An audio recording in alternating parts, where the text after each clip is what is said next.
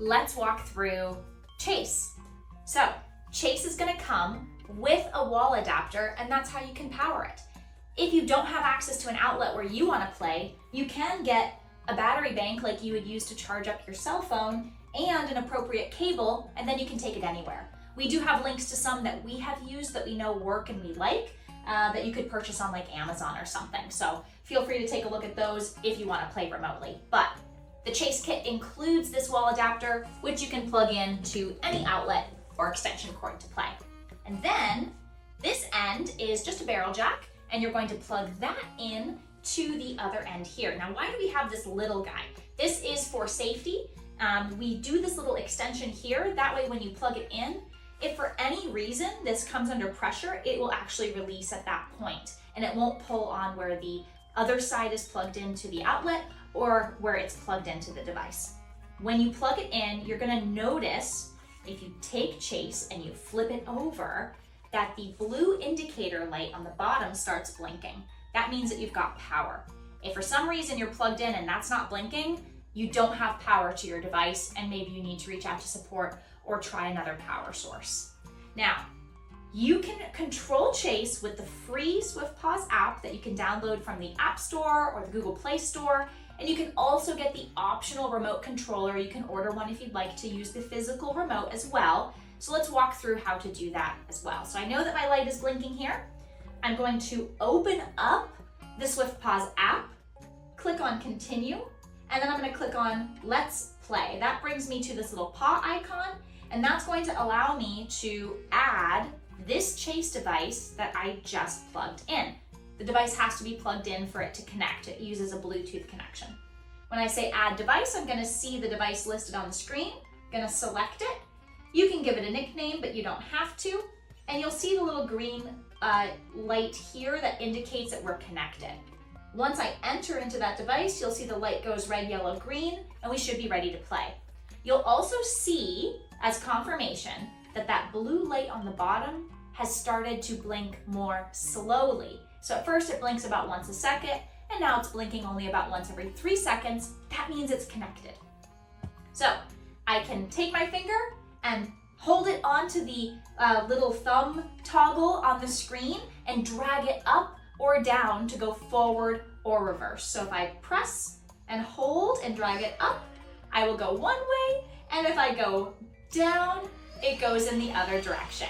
And the further I drag it up or down, the faster it will go. And there is a miles per hour target indicator on the screen that shows me how fast I'm commanding Chase to run. Now there's a couple things here. I can go into different modes. Outdoor mode allows me to go up to 20 miles an hour, indoor mode up to 10, and wind mode is really special. It only goes up to about 3 miles an hour, and it allows me to wind up the string onto the wheel itself to store it and put it away for future use. Another thing that's really important to note is there's going to be a timer that's counting down from 90 seconds when you start to play. That's the play session timer. Once it hits 0, a pop-up will come up on the screen. It'll say play session has ended.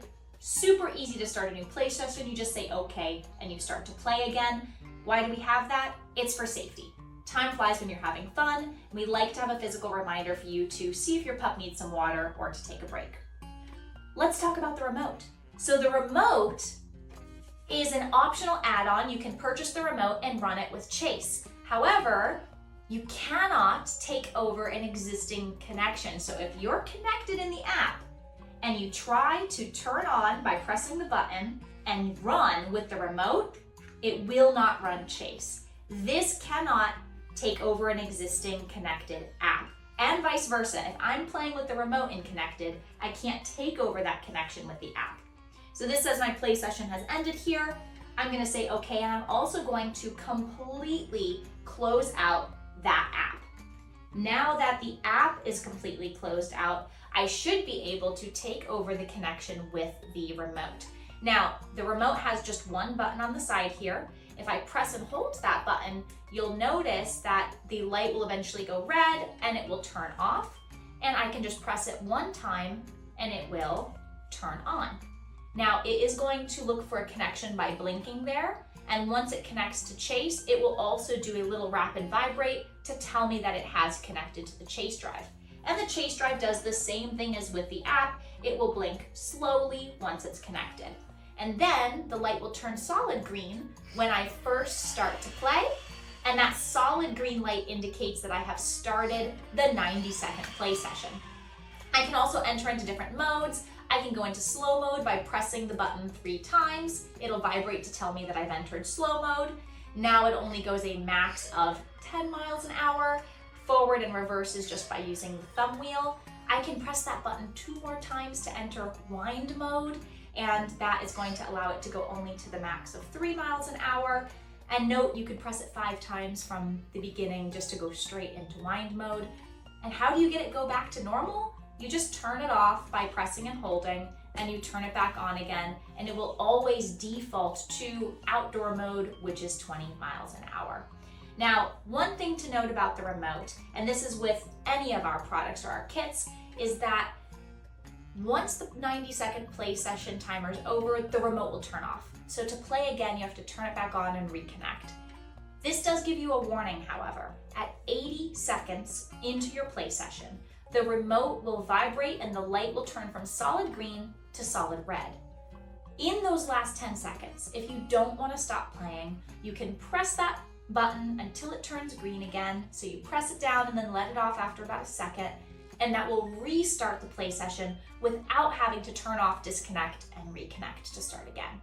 All right, I think that covers the basics on how to get it started and set up.